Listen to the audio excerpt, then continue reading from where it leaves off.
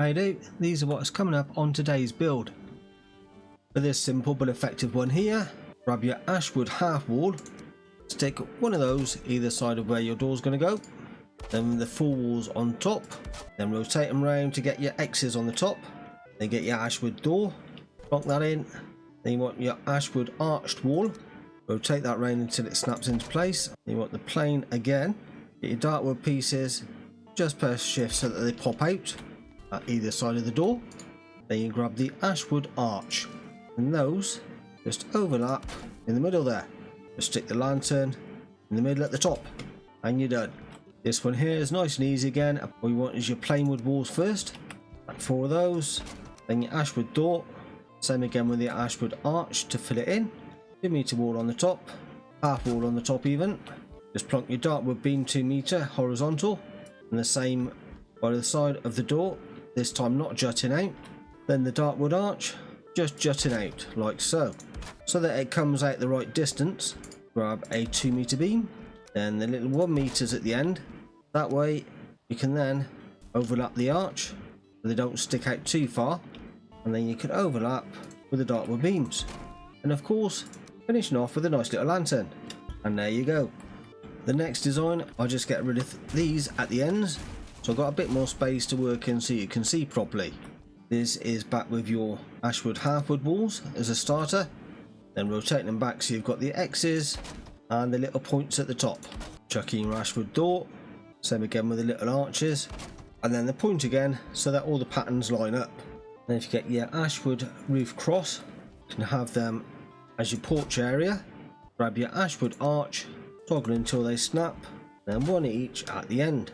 Then if you get the 45-degree roof pieces on top, and just hold down shift and have it as high or however you like it, and plonk down a little lantern and you're done. If you'd like a set of double doors like this one here, grab the plain wood walls, leaving 2 gaps in the middle, that's for your wooden gates, just rotate it so they open up in the middle, and the half walls on top, get the ashwood beams, line them up, press shifts just so that they pop out a bit, little 1 meters on top, and the 2 meter going all the way along, and exactly the same around the edges and the tops of the wall. Then I really like the ashwood dividers. These are great for adding some contrast. Just line them up to the 2 planks there, you'll find they stack on top of one another nice and easily. Finish things off, I've just lined them up with these, have a lantern on each side for a nice bit of symmetry, and there you go. For a more stylish entryway to your home, why not try a double door one like this? 2 of the plain wood walls, leaving a gap for the 2 double doors in the middle, and the ashwood doors, and I've rotated them so the handles are in the middle. And then for the little arched wall, then grab your 2 meter beam, put 1 in the middle and 1 at each end. This is so that you can then get the arch along the top on all of them. There, so the 2 meter beam at either end.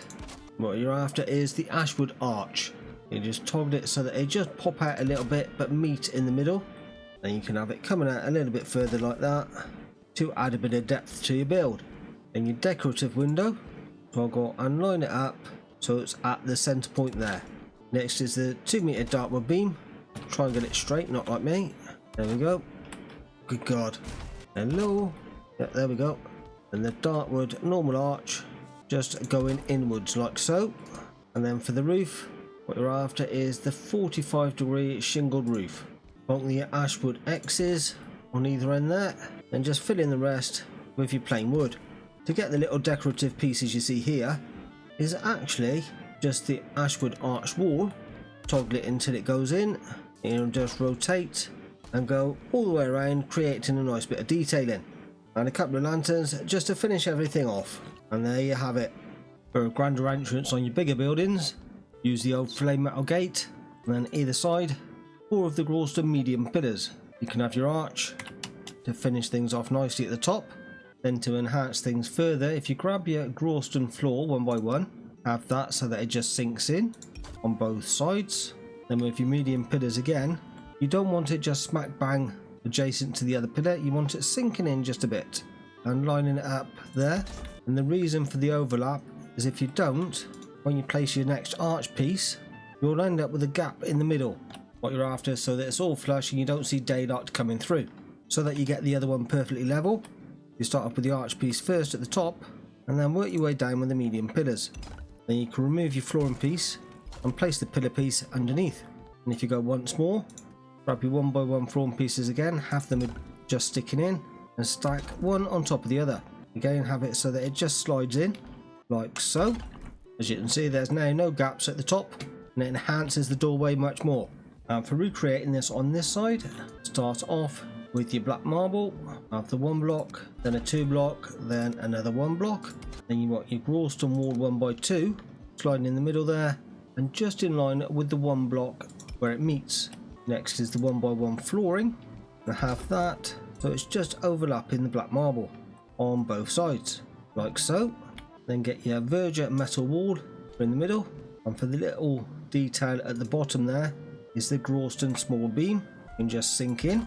Then if you grab your Gralston tapered pillar, toggle until it sinks in like so, drag it out. You've got your detail in at either end, and the medium pillars just resting on top of the metal there with the detailing at the top.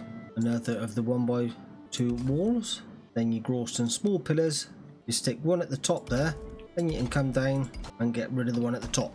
Then the glass blocks you'll be able to just fit in, overlapping the metal. When my eyes start working properly, I might even get them in the right place.